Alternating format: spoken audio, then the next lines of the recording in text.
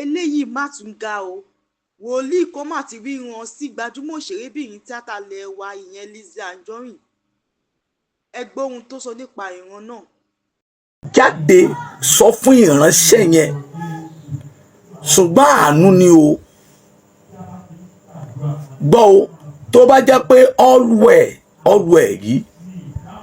Adémọ́lá tó bá rí orí ọ̀fẹ́ àti àánú ikú yẹn ó lè rí kò lórí ẹ̀ dáadáa gbọ́ mi o má sì mí túmọ̀ mọ́ yé sọ fún yín o ẹ̀yin kan wà lórí social media wípé tẹ́ bá ti ń rí mẹ́sẹ̀gì báyìí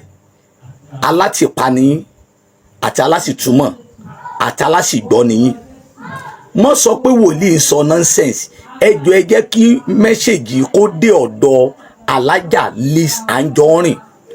tó bá ní mo fẹ́ trend ó kù sí ọ lọ́wọ́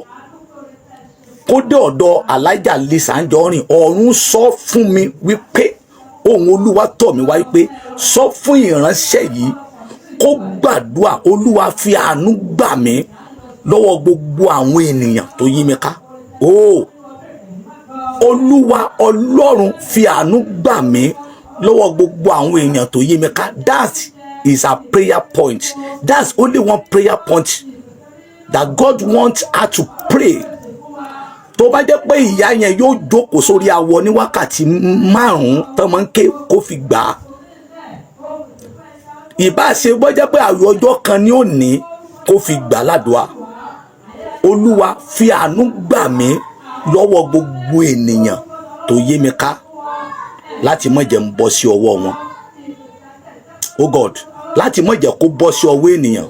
ọ̀run sọ fún mi pé wọ́n fi ènìyàn dọdẹ rẹ̀ wọ́n fi ènìyàn ṣe ìdẹ́kun fún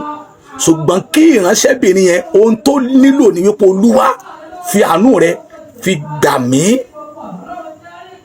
mí allwell Adémọ́lá ibi táwọn èèyàn lè sìn dé nìyẹn o gbogbo àwọn tó yàpá àwọn jólólùfẹ́ ẹ̀ tán sunkún tán ṣe gbogbo ẹ̀ ibi tán lè sìn dé nìyẹn o wọ́n sì padà létí ibojì mi ò sọ̀rọ̀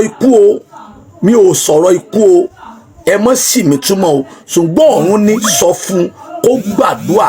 olúwa fi àánú gbà mí lọ́wọ́ gbogbo àwọn ènìyàn lọ́wọ́ gbogbo tó yí mi ká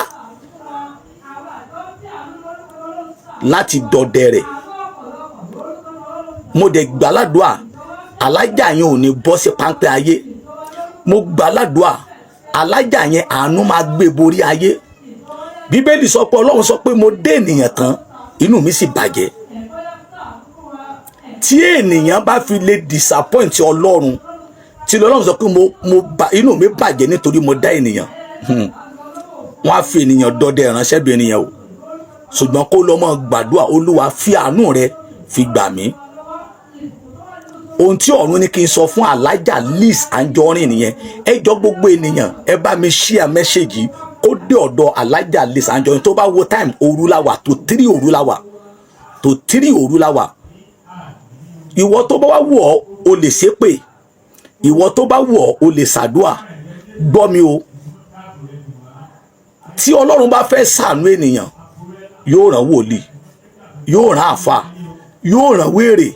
yóò rán ọ̀mùtí yóò rán ọkùnrin yóò rán obìnrin sí ẹni tí ò ríran rí ó lè lálàá ẹ̀ ọlọ́run fẹ́ ṣàánú ẹ̀ ni o àánú ni o kí alájà yẹn mú àfetí gbọ́ kó parẹ́ kó dẹ̀ sì mọ́ fetí gbọ́ ọ̀rọ̀ àwọn ènìyàn pé nọ́ńsẹ̀nsì yìí wòlíì yìí sọ olúwa fi àánú gbà mí lọ́wọ́ gbogbo ènìyàn tó yé mi ká láti má jẹ́ ń bọ́ sínú ìdẹkùn mo gbà ládùúà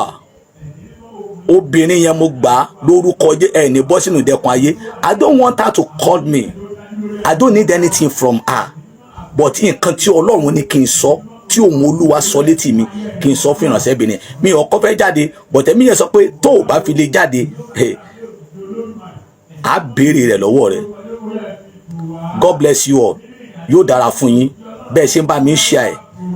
mi share kó rí kó dọ́dọ̀ alájà Lizzy Anjorin God bless you all. ẹ̀yin èèyàn kí lẹ rí sóhun tí wòlíì sọ nípa Lizzy Anjorin.